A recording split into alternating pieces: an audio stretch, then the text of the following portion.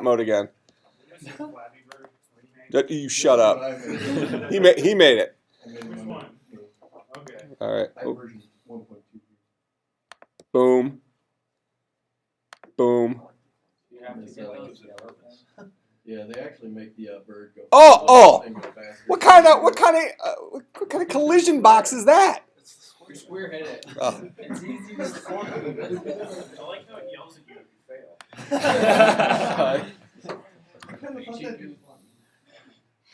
So what are these yellow dots? Oh. When you get the coins there, it actually makes your bird go faster too. Oh, great.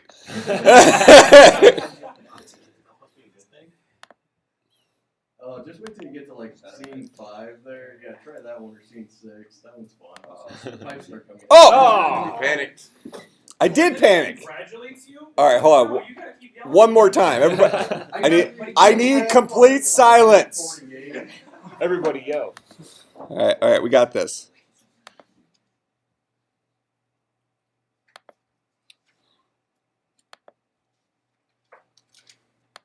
Oh. Boom. Boom. Boom. Oh, so close. Oh, that's the one. I gotta go to the middle and.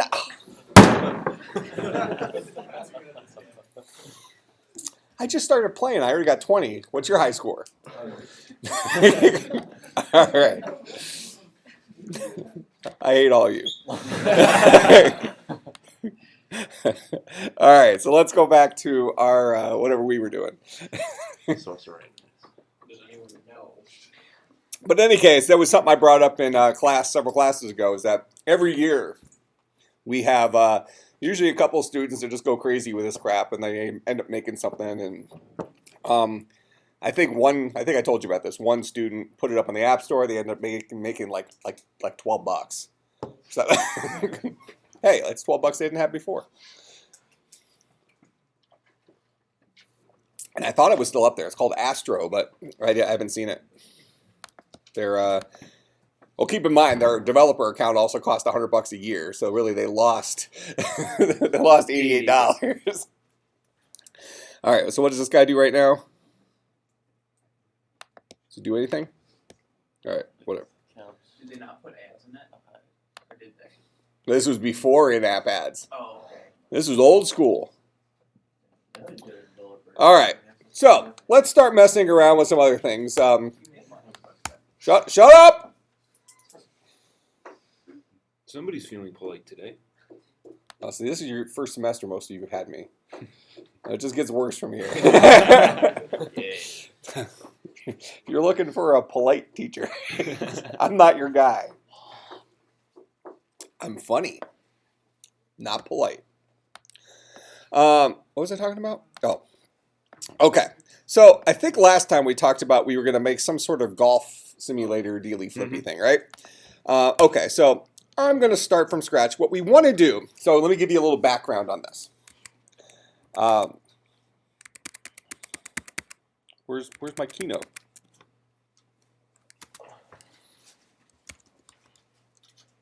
Well, you guys want to take this class. Compilers, great class. Like the sarcasm. Oh, it's like my favorite class. It's so fun. All right, so here's the background information on this. So, how many of you are golfers? 1.5 golfers? What do you mean by golfers? Well, Good? you play golf at least 6 times a year. Yeah, I Not Tiger Woods PGA too. Okay, so we got 1.5 people. I can drive. Are you how do you play a lot? Oh yeah, I was on my varsity team in high school. What's your handicap? I'd say like what's it called, 8 or 9. I barely got you beat. Gosh, What's do you yours? still play? I'm a 6. Do you still play? Yeah. All right, we'll have to play for his grade. Straight up though, no strokes. You probably hit the ball farther than I do. Probably not. Really? I'm a short hitter. I'm like 250, 260 off the tee. It's around the same. Really? Yeah. It sucks. Like at our club championship, I can't compete because all the guys are like similar to my handicap because I play in their top tier, the zero handicap one. They all hit the ball 320, and we're playing from the back tee. So I'm hitting driver 3-wood into these greens, And we got this one guy, he's 7 feet tall. He carries it 310 off the tee. So he's hitting driver 7-iron into the par 5s. Just gotta improve the short game. Well, his short game is garbage. I actually can beat him. My short game is really good. That's the only reason it keeps me afloat. My uncle's pretty decent. He has a 0 handicap. Zero's tough.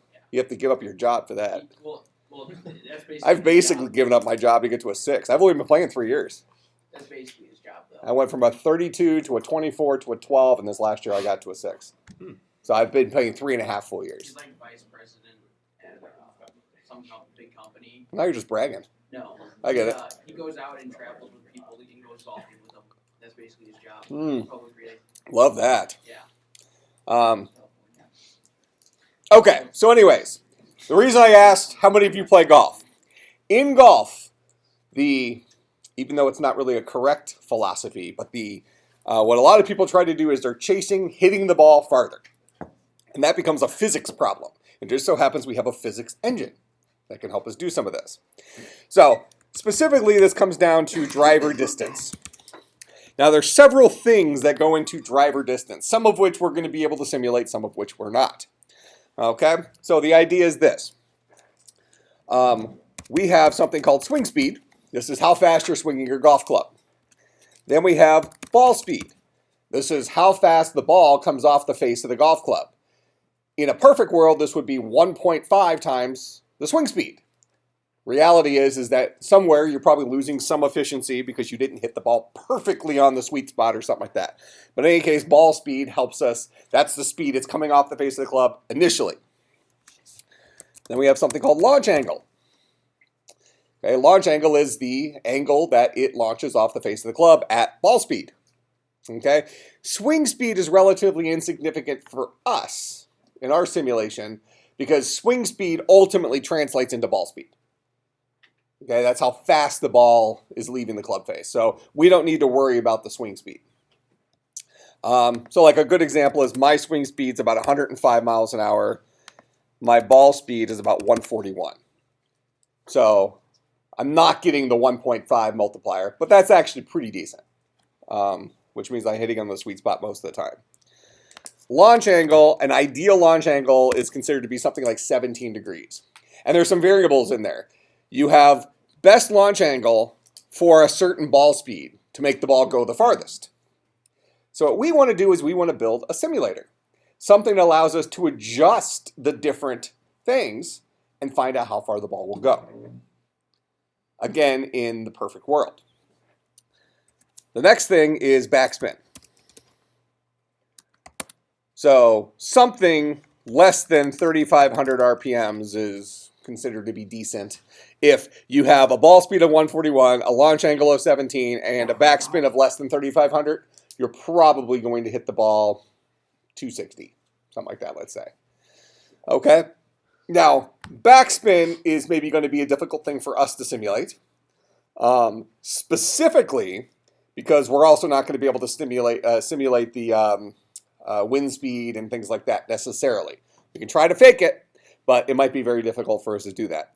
Because consider, if you have a bunch of backspin, then when the ball comes off the club face at 17 degrees at 141 miles an hour, but you have a bunch of backspin, a lot of that energy is going to translate into the ball going up in the air rather than out. Okay, so it'll balloon up. So you want to minimize backspin, get the sweet spot for launch angle, get the sweet spot of the club for ball speed. So the pros, like the biggest hitter on tour is a guy named Bubba Watson. He has something like 122 mile an hour swing speed. What's that? Yeah, I think it's like 177 is his ball speed. His launch angle is like 14, but his RPMs is something like 1,600, which is insanely low. So he's basically hitting a knuckleball. So everything about the ball he hits is just goes out, and he hits it like 340 in the air. It's ridiculous. But in any case, these are the variables we're playing with. For our simulation, We don't have to mess around with swing speed because swing speed ultimately translates into ball speed. But what we want to do, and we also really aren't going to be able to mess around with backspin, at least not initially. We'll just assume everything's a knuckleball. Okay, and then we'll throw some other variables in as we evolve this. But we want to really give them two elements to mess with. We want them to choose the ball speed, and we want them to choose the launch angle, and then we want to see how far the ball goes. Letting the physics engine take care of if something leaves the face at 141 miles per hour. We can, we're probably going to just come up with an average units per whatever. 141 miles per hour at 17-degree angle. How long until gravity makes it hit the ground? Okay, we're not going to be able to take into account initially how far it'll roll and things like that. We'll try to simulate those things, but what we're trying to do initially is just in the air carry in a vacuum. No wind resistance, which means that backspin doesn't mean anything. Make sense? Okay, so for starters, we need to have some way of inputting those values. How would we accomplish that? So before we even talk about launch angle and all this other stuff, we need to have some way of setting those things. How are we going to set, based on only what we know right now, how are we going to set ball speed and launch angle? Those are our two inputs that we need to get into our game. So based only on what we know right now, how will we do that?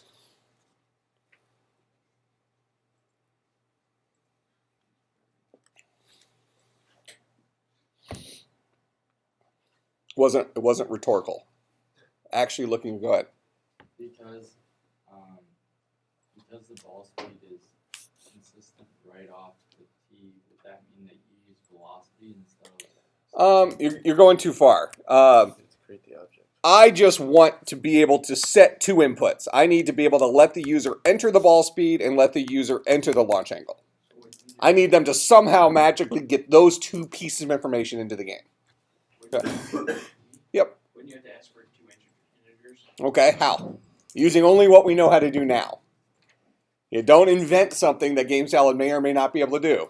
But only what we know how to do, only using the tools that are in our toolbox right now. We're MacGyver for a while. We've all seen the show MacGyver? Or know of the show MacGyver? No.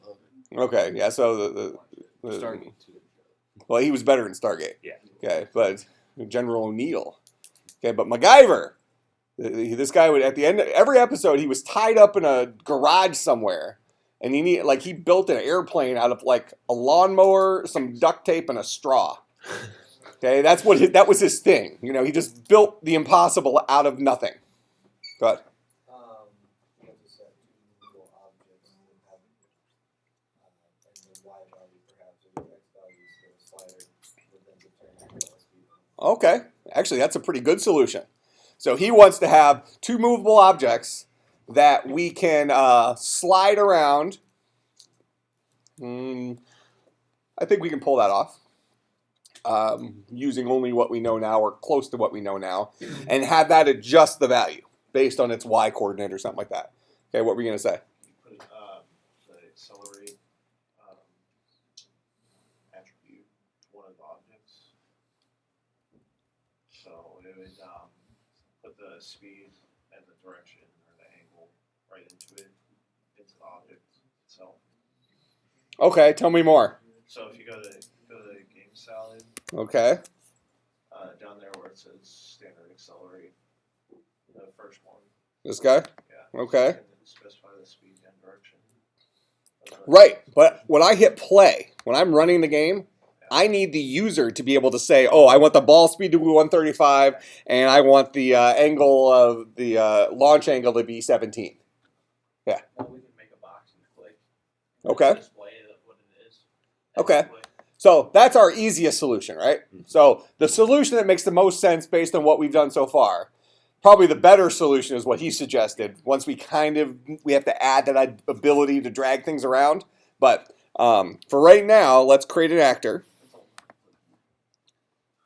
Well, it's a lot of clicking unless you start the default value at kind of the right range, right? So what we're going to do is we're going to have an actor call ball speed up. We'll have another actor, ball speed down. And then another actor, current ball speed. All right. Now, ball speed up.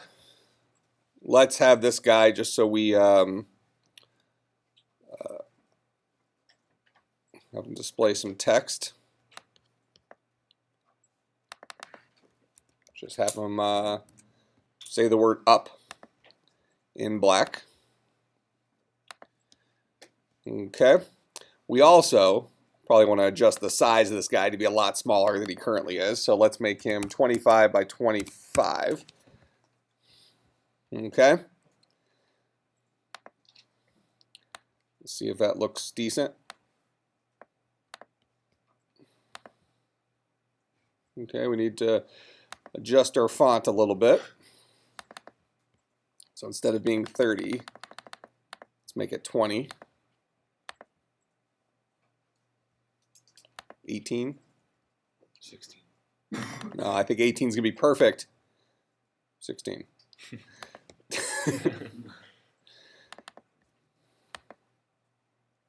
Come on, 16 is not any better. It's close. I think actually I may have drugged this thing. He might not have still been a square. Oh, whatever, it's good enough. All right, we're just going to assume this is perfect. Okay, so that's up. Man, I can't even move this thing now. So if you can't drag it easily, you can highlight it and then use the arrows to move it around. So we're going to have up right there.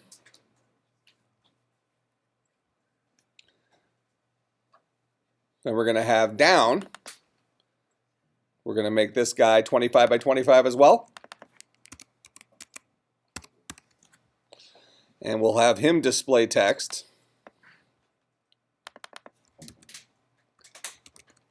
And down is such a bigger word.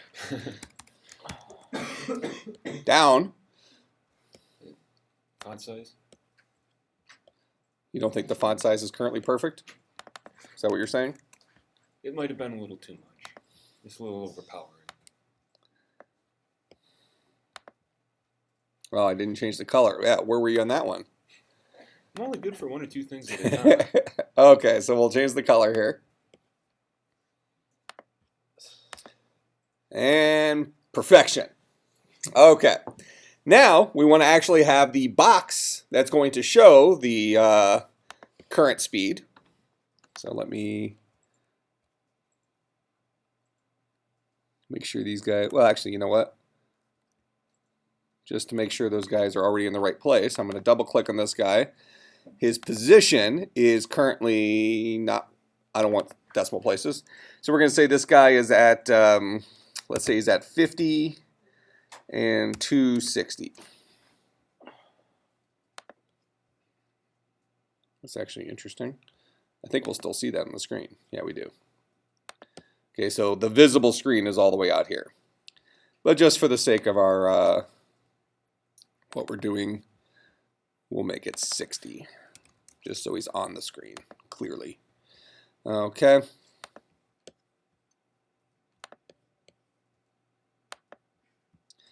And this guy, I had him at 60, 260. We're going to have this guy at, so he'll put his position. Y is 260. And we'll put him at 100. So now they, well, that's probably not good enough. Let's put him at 150. That looks more legit. All right, so we have up, down there. So now we want to put our actual box in between those two. Okay, and we'll make it so that it has some space. So we have, what do we have it at? We have 150 for one of them, and then we have... So, interesting thing here. Notice that in order for me to get the current position, I double-clicked on the actual instance. Because it's this particular guy that has a position in the scene. And his position is at 60. The other guy's position is at 150. So that's a difference of 90. I'm going to make the box to be the same height as these guys, is 25, but I'm going to make its width to be 80. That way we have a little gap. So we're going to go to current ball speed. We'll go to his size. We're going to say his width is 80 and his height is 25. Okay, and we can even change his color to maybe kind of a grayish.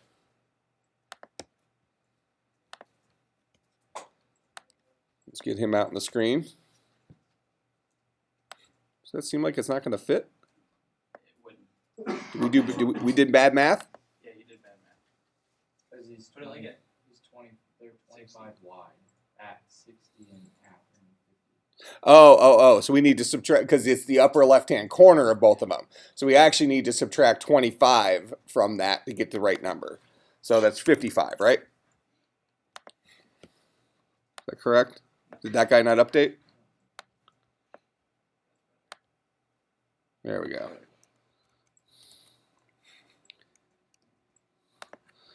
Okay, and then let's make sure his position is right at 260. And we'll set him at 105. Perfection. Okay, so when we run this, we have an up and down, and we want this guy to adjust up and down depending on what, us clicking on these buttons. Okay, but we need to give him a starting point. So if we look back at our slide here, I'm going to say that ball speed probably starts at 100. Let's say, and actually, just to make our life a little easier, let's say it's 120. 120 is probably good. That way we can adjust it down for slower swing speeds, adjust it up for faster swing speeds. Okay, so we needed to be 120. And then when we hit the up arrow, hit this up guy, it'll go to 121, 122, 123. When we hit the down, it'll go from 123 to 122 to 121. How am I going to pull that off? Using only what you know so far. Go ahead. Well, you need to put an integer in the game. Why the game? Because if it was in either the up or down, you wouldn't be able to display it in current ball speed or adjust it from the up or down. Just Okay. one apple. So you're right, but let me actually do it the wrong way first to show what you're talking about. This is actually an important lesson. Logic might say that we're going to go into our current ball speed and we're going to go ahead and set an attribute. We'll create an integer. And we decide we're going to start it off at 120. And we're going to teach this guy to display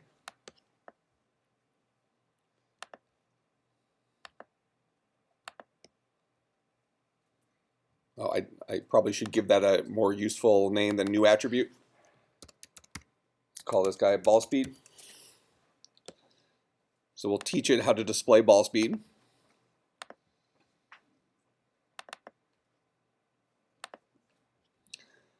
And we'll do that I'll do it in black. And the perfect size 18 font, right? All right, so that's what it currently looks like. Pretty legit.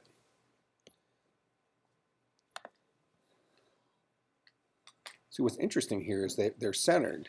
If we go back into these guys, Not perfectly so. yeah, that's the problem. If we make both of these left justified, it'll fit a lot more better, right? Mm-hmm. It's perfect grammar too. That's like not any better. What's more for the right? It did move more to the right. What happens if I right justify this thing? That's more better. Oops. Actually, with right justification, one might say that's most bestest. There you go. Pirate grammar. It is pirate grammar. Okay. Now, he's not allowed to answer because he already knows the solution. Let's go ahead and let's try to make it go up. We'll code down in a second, okay?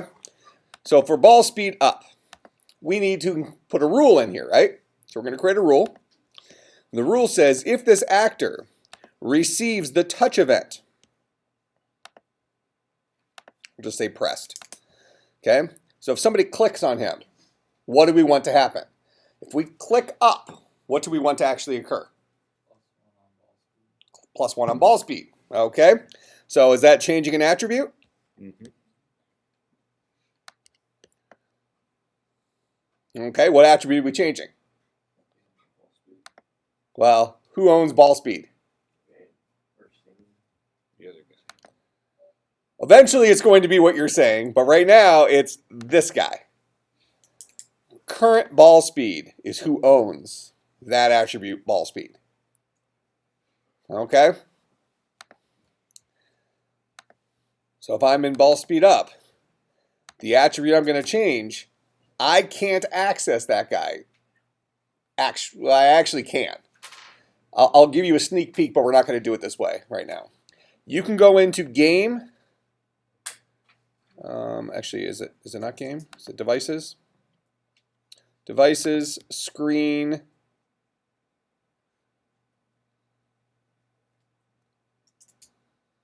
Well, hold on a second here. You can definitely access them. Only from the instance in the scene. Oh. That's. I was trying to prove that point. We'll go ahead and do it just to show you.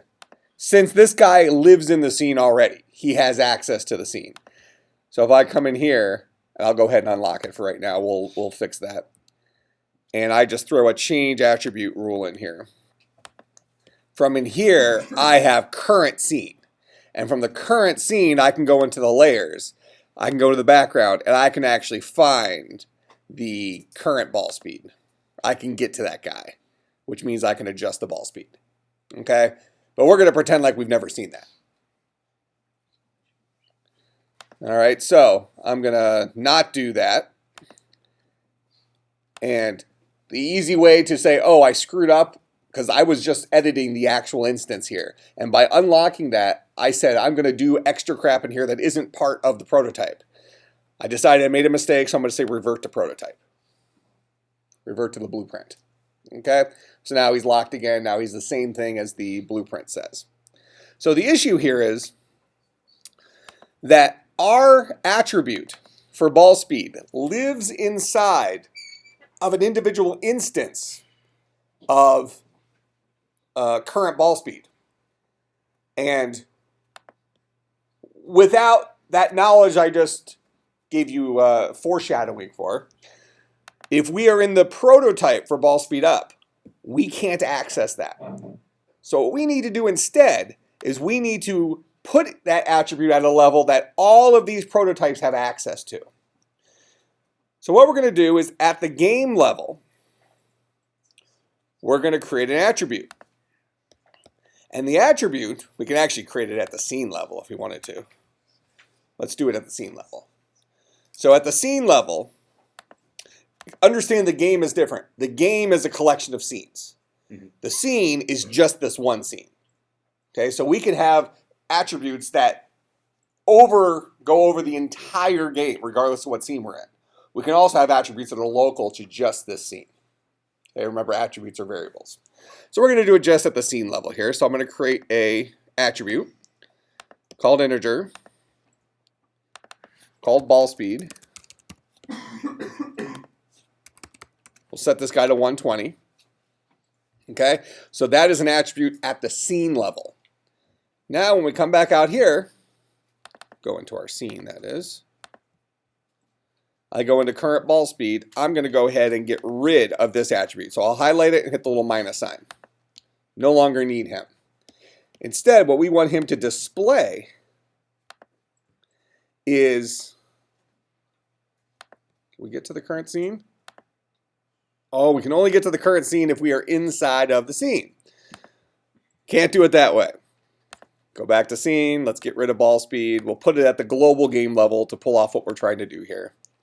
So at the game level, I'll add an attribute. I'm sorry. At the game level, we'll go to attributes. We'll add an attribute of type integer called ball speed.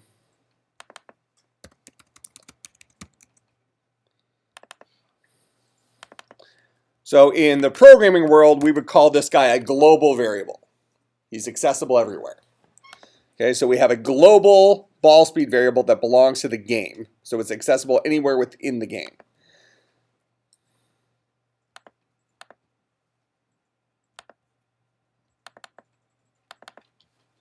So we'll come into current ball speed. We're going to tell this guy to display our game's ball speed.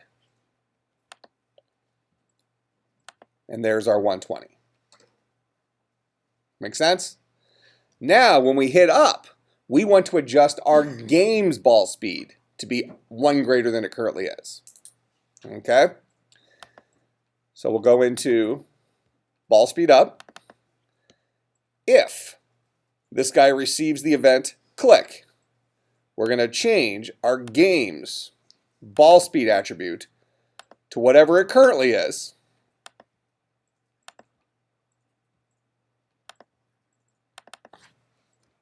Plus 1. Okay? So every single time we click on an instance of ball speed up, it's going to change that global variable to be 1 greater than it currently is. And when we do that, inside of current ball speed, we have a persistent behavior called display text that will always show the current value of that. Make sense? So now I should be able to hit up and have that guy go up. Okay? Similarly, we'll do the same thing in ball speed down. We'll create a rule. Actor receives touch pressed. What are we going to do? We're going to change an attribute. What attribute? Our game's ball speed attribute to whatever it currently is.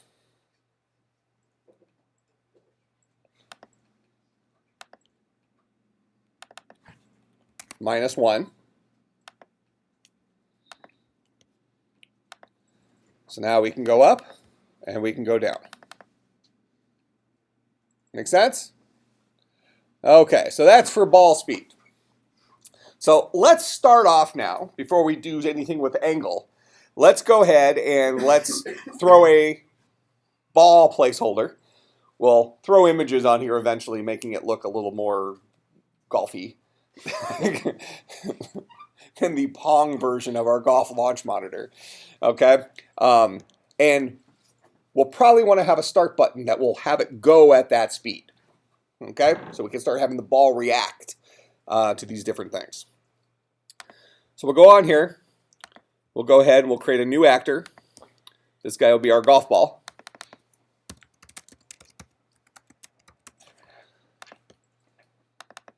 All right, and golf balls have a size of 15 by 15. It's perfect, right? It's the correct size for a golf ball. All right. And we'll go ahead and just throw them on the screen down here. Perfect. Okay. Now, we need to have a start button. Correct? Something that we can click that puts everything into motion. So we're going to go ahead and add another actor. So notice, every single time we have something new in our scene, we either need to add an actor, a new actor, if it's something we haven't added before, or add another instance of an actor we've already blueprinted, already prototyped. Okay? So we're going to have start button.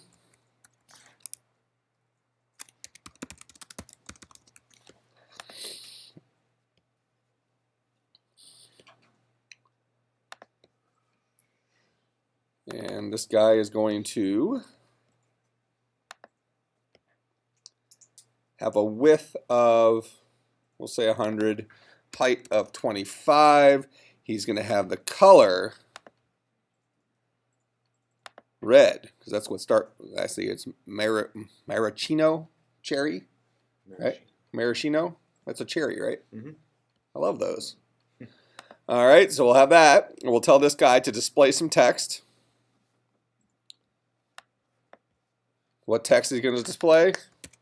Start. Okay, and we can leave it white, because that'll look okay inside of red, right? And we'll go ahead and drag this guy out here. And these are at 160, I think, right? Yeah. 260. Position is 260.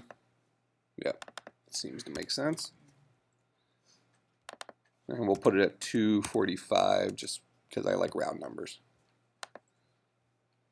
Aha! Okay, now when we hit start, we want something to happen. What do we want to happen? We want our golf ball to start moving. Well, we currently don't have a launch angle, so right now we just want him to start moving. Let's start off with that. Then we'll make him move a certain speed. So we'll go ahead.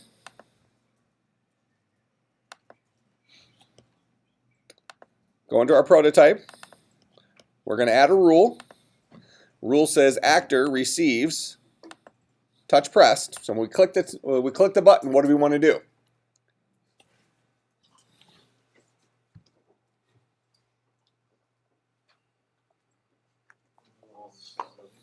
What's this? Want the ball to start moving. Okay, how do we do that? You gotta- Oh, you gotta- we can't access our golf ball, can we? Same problem we had before. Again, we're playing within the matrix. Got to play by the rules of the matrix. Remember that? Okay?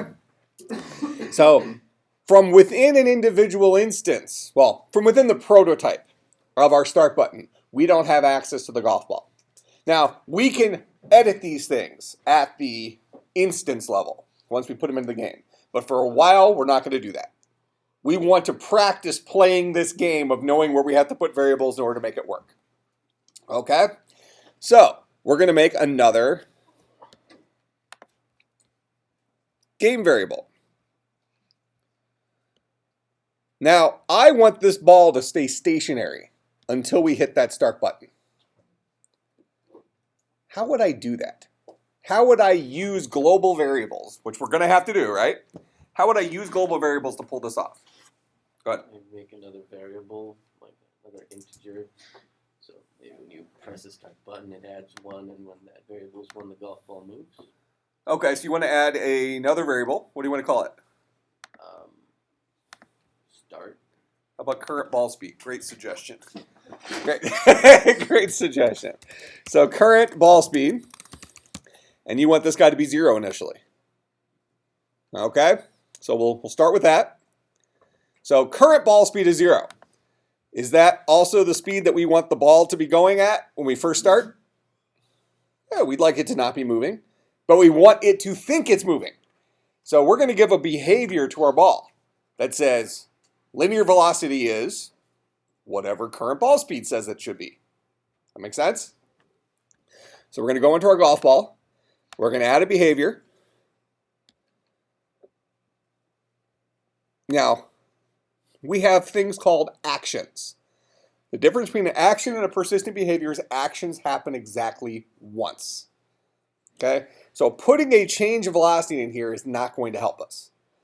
When we first start, so for instance, if I throw this guy out there and I say I want to have it go in the direction to the right at some speed, what speed?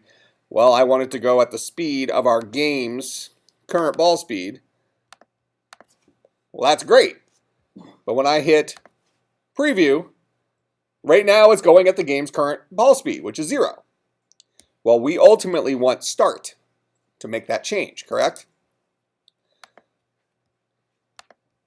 So let's go back to our start button. We'll leave that action in there for right now just to show this.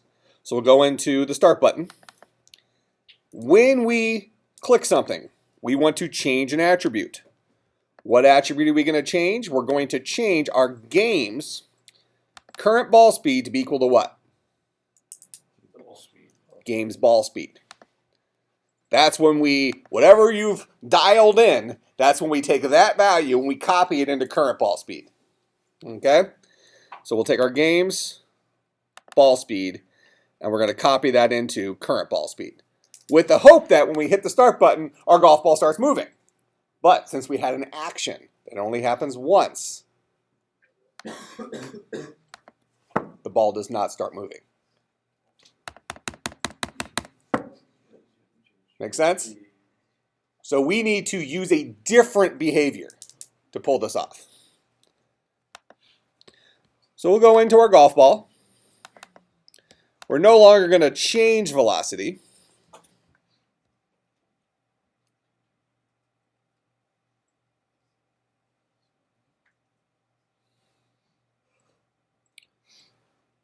Well, this is good. The guy I was looking for is not here.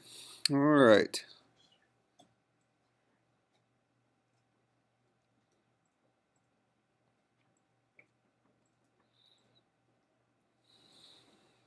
That's actually, I just didn't want to show that to you yet. Maybe we should. All right, whatever. Well, give me a second to see if there's something better there.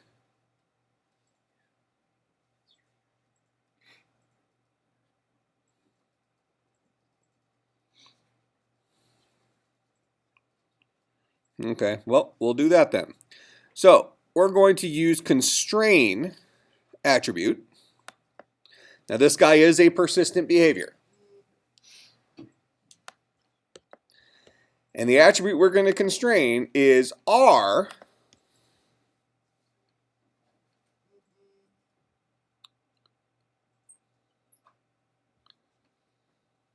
motion linear velocity on X. That's moving that way. We're going to constrain that to whatever our game's current ball speed is. Okay? And this is a persistent behavior. So our linear velocity on X will at all times be equal to whatever our game's current ball speed is. We're constraining it to, those two things are linked. That make sense? So now when we hit preview, it's constraining over and over and over again right now to 0. And as soon as we hit start, it starts zipping. Make sense? Run this again. Let's crank it up. Well, hold on. I had these on the wrong side, don't I? Yeah. Way to be there for me on that one.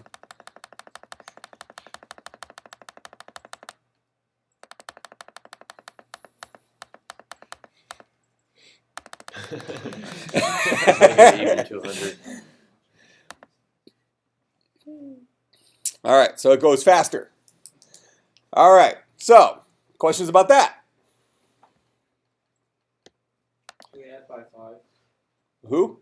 Can we add by 5? No. You want to be very precise. Golfers are all about precision. I spend an hour a day in the golf simulator studying these numbers.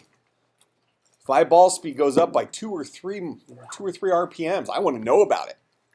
That might be an inch difference. That might be the difference between me landing in a divot and not landing in a divot. Right? You know what I'm talking about. See? All right, so for Friday, bring your game up to speed with this. Now, for those of you who are trying to use the lab down here, I will talk to the administrator, make sure we get GameSolid installed and all those. But for right now, in the short run, today, the center section of computers, the first 3 computers on that side, closest to the far wall, okay? But in that center section, I will install GameSolid on the Mac side of all those, okay? So I'll put that on there today. So you'll be able to complete your homework. Because there was a couple of people who weren't able to do their homework in the lab because of that. So just those 3 computers will definitely have it on there today. All right? Let's say by 3 p.m. All right? I'll go ahead and put the video up and put your assignment on Angel.